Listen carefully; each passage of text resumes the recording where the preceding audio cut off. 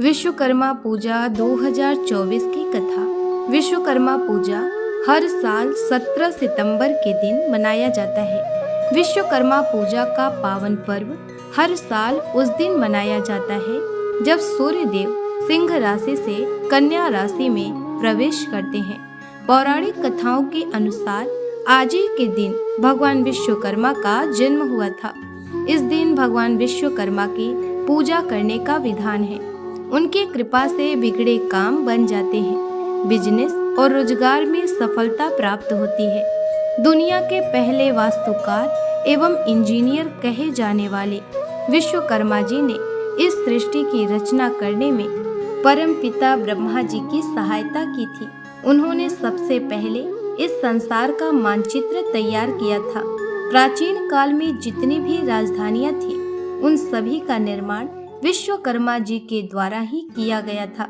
यहाँ तक कि सतयुग का स्वर्गलोक, त्रेता युग की लंका, द्वापर की द्वारिका और कलयुग का हस्तिनापुर सभी विश्वकर्मा जी के द्वारा ही रचित थे। सुदामापुरी की रचना के बारे में भी यह कहा जाता है कि उसके निर्माता भी विश्वकर्मा जी ही थे।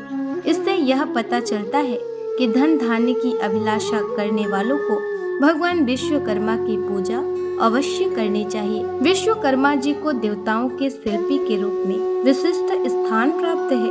विश्वकर्मा पूजा की प्रथम कहानी। पौराणिक कथा के अनुसार जब सृष्टि का निर्माण हो रहा था तो वहाँ सर्वप्रथम भगवान नारायण यानी साक्षात भगवान विष्णु सागर में शेष शैया पर प्रकट हुए। भगवान विष्णु के प्रकट होने के बाद उनकी नाभि कमल से चतुर्मुख भगवान ब्रह्मा दृष्टि गोचर हो गए थे। ब्रह्मा के पुत्र धर्म और धर्म के पुत्र वासुदेव थे। धार्मिक मान्यताओं के अनुसार वस्तु से उत्पन्न वास्तु सातवें पुत्र थे, जो शिल्प शास्त्र में बहुत ही बुद्धिमान थे।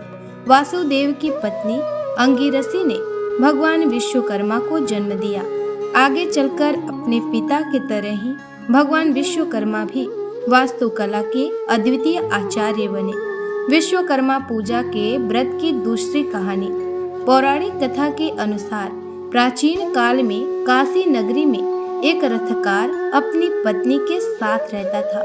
वह अपने कार्य में निपुण था, लेकिन फिर भी वह भोजन से अधिक धन नहीं कमा पाता था। इस वजह से उसे बहुत परेशानियों का सामना करना पड़ता था। इतना ही नहीं, उसकी पत्नी पुत्र ना होने की वजह से बहुत दुखी रहती थी।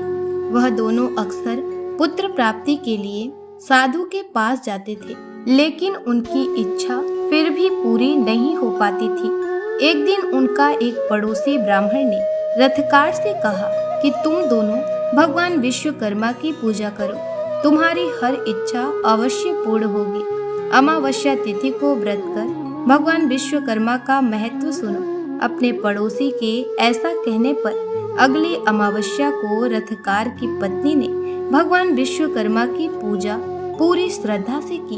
उसकी भक्ति को देखकर भगवान विश्वकर्मा बेहद प्रसन्न हुए और उन्होंने उसे पुत्र होने का वरदान दिया। भगवान विश्वकर्मा के आशीर्वाद से रथकार की पत्नी को एक बेहद खूबसूरत पुत्र हुआ। इसके बाद से दोनों सुखी जीवन व्यतीत करने लगे। तो दोस्तों, अगर आपको ये वीडियो अच्छी लगी हो तो वीडियो को लाइक करें। चैनल पर नए हो तो चैनल को सब्सक्राइब कर लें। मिलते हैं नेक्स्ट वीडियो में। तब तक के लिए हर हर महादेव।